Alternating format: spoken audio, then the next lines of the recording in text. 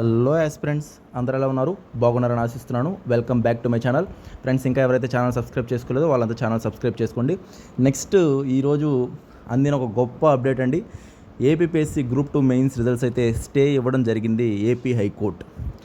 అసలు చాలా నెలల తర్వాత జడ్జి గారు మారి కొత్త జడ్జి వచ్చిన తర్వాత మళ్ళీ నెలలు జరిగిన వాదనల్లో ఒక చేంజ్ వచ్చింది అని అంటే పూర్తిగా పిటిషనర్స్ వేసిన సైడు అలాగే గవర్నమెంట్ వాదనలు విన్న తర్వాత ఇప్పుడున్న జడ్జి గారు రిజల్ట్స్ మీద స్టే ఇవ్వడం జరిగిందండి. సో సంథింగ్ ఈజ్ ఫిషీ, అంటే ఏదో జరగబోతుందన్నమాట. మనకి క్లారిటీగా అర్థమవుతుంది. మామూలుగా అయితే అంత ఒకవేళ ఇబ్బందిగా లేకపోతే స్టే ఇవ్వరు.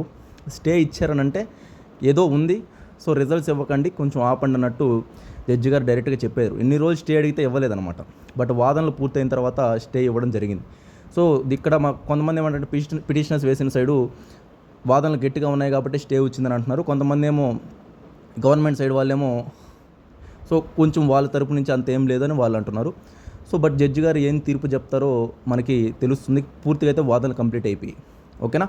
ఇక్కడ మెయిన్గా నాకు అనిపించేది ఏంటంటే గవర్నమెంట్ సైడ్ వాళ్ళు రీజన్స్ అనేవి చూసుకున్నట్లయితే, సార్ ప్రిలిమ్స్ పాస్ కాని వాళ్ళు ఎక్కువ కేసులు వేసారు, ఇలాంటివి చెప్పుకున్నారు కొన్ని.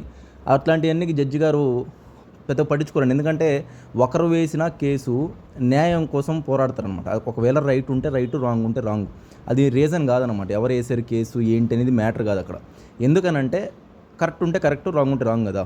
బట్ నేనేం చెప్తున్నా అంటే ఫేవర్ ఎవరికైనా రావచ్చండి ఇప్పటికి కూడా.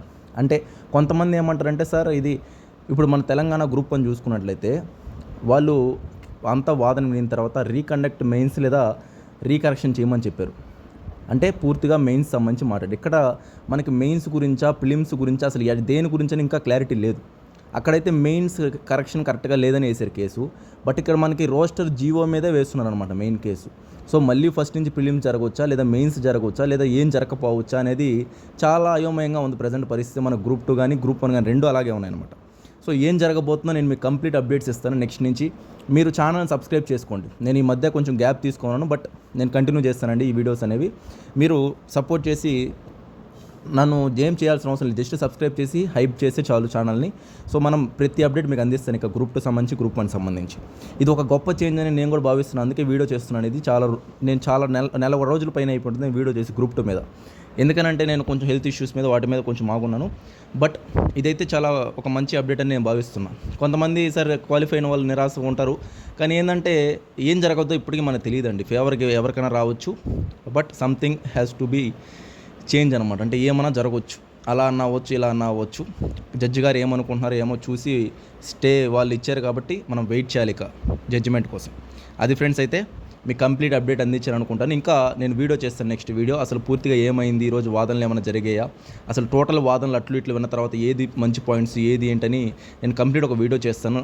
సో మీరు అది మీ యొక్క స్పందన మీద ఉంటుంది. ఎక్కువ సబ్స్క్రైబ్ చేసుకొని హైప్ చేస్తే నేను దాన్ని బట్టి వీడియోస్ అనేవి కంటిన్యూ చేస్తాను. అంటే ఈ గ్రూప్ 2 సంబంధించి గ్రూప్ 1 సంబంధించి. ఓకే ఫ్రెండ్స్, అయితే థ్యాంక్ యూ అండి, బాయ్ అండి.